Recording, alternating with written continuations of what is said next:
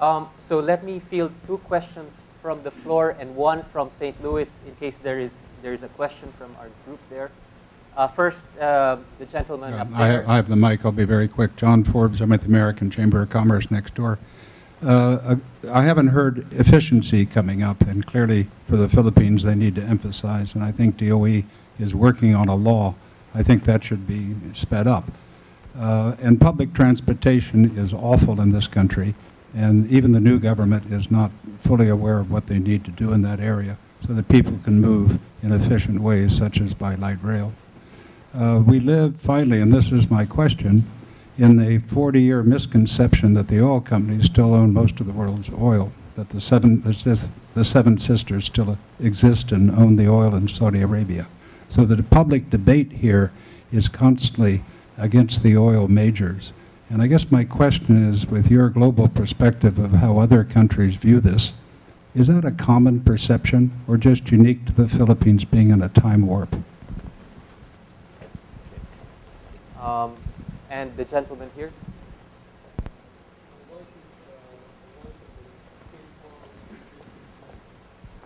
My question is addressed to the gentleman from the government sector, Mr. Lapid. Our favorite target. Sir, you mentioned about the social safety net measure for the mass media and to show concern for the mass population. We are in this era of higher oil prices, and it undeniably bring about the complexity of problems, among the many, such as the social, economic, and individual dislocation.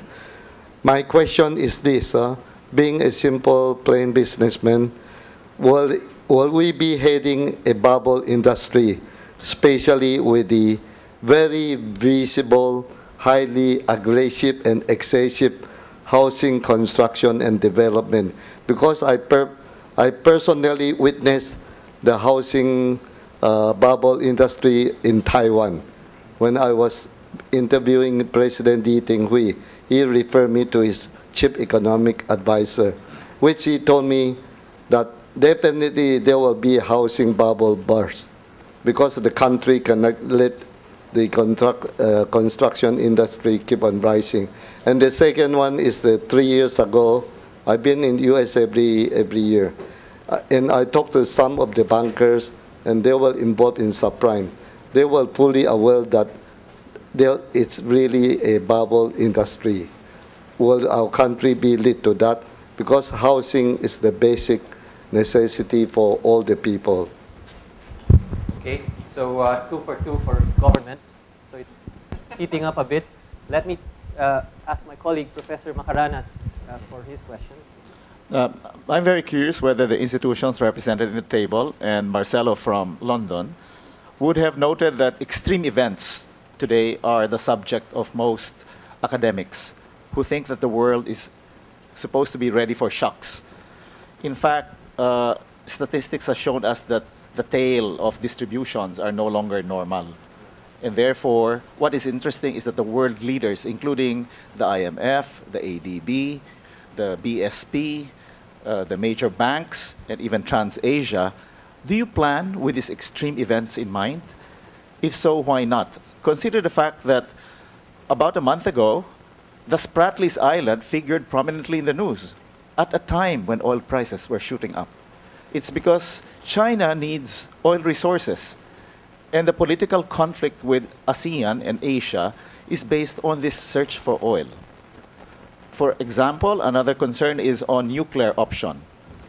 I most recently found out that Thailand, all the 3 major parties that are running for their own election, all 3 major parties opt for nuclear, even after the Japan earthquake. As Marcelo noted, it is thought by these political leaders as a safe option, given that the Thai realize technology has changed dramatically from 2 decades ago. So given this, are there planning exercises in your institutions that take care of extreme events? Okay. Thank you, Ponch, for evening out the playing field a bit so that our IMF colleagues can also answer a bit there. Let me just turn on to SLU in Baguio in case there are any questions. So apparently they're listening very intently for the answers. So let's turn over. Let's turn over. Transmission got cut twice there, so I couldn't hear very well the question. So the last question, what I heard is that is the word ready for a shock. Was that the question? So would you be able actually to repeat that? Yeah. Marcelo, the question is, are you aware if extreme events are planned in scenarios being built by major institutions, including banks and private institutions, and international financial and regional agencies? Marcelo, would you like to share some thoughts on that? Yeah, it's very hard. It's a lot of echo. So if someone could repeat the question on the WebEx microphone. So when it comes to the sound from the room, I can't hear. Okay, I believe the gist of the question was that Professor Macaranas is asking if there is some long-term planning ongoing in the major international financial institutions, as well as perhaps, and I'll expand it a bit, on the private sector side, for the types of trends that we are seeing. Was that clear, Marcelo? Sorry, the transmission got really bad now. Okay.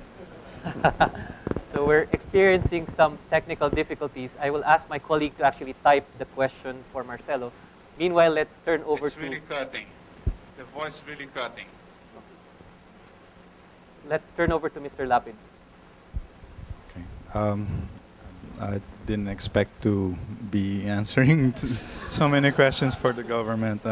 Was hoping to just sit back and listen to everyone talk.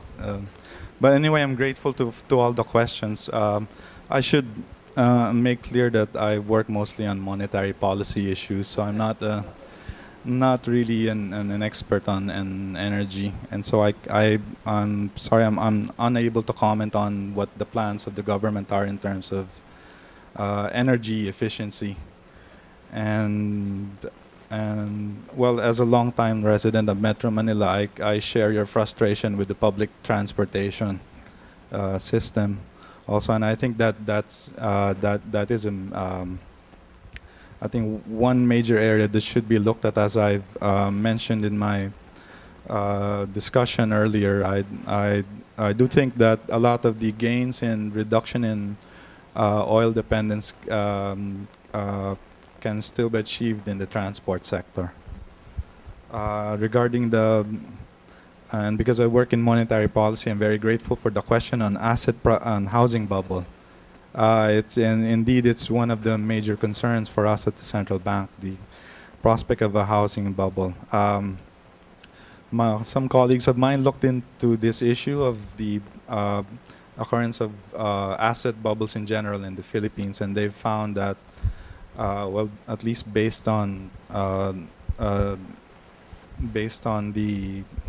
looking at the deviations of prices from their long-term trends, the data seems to suggest that we have not experienced very serious asset price bubbles in the Philippines, both in terms of the property sector and also the stock market. At least that was the finding.